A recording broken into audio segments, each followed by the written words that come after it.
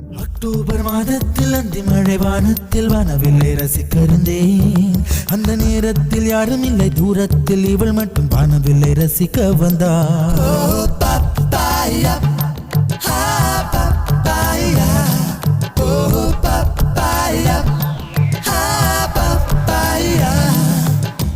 October மாதத்தில் அந்தி மழை வானத்தில் வானவில்லை ரசித்திருந்தேன்.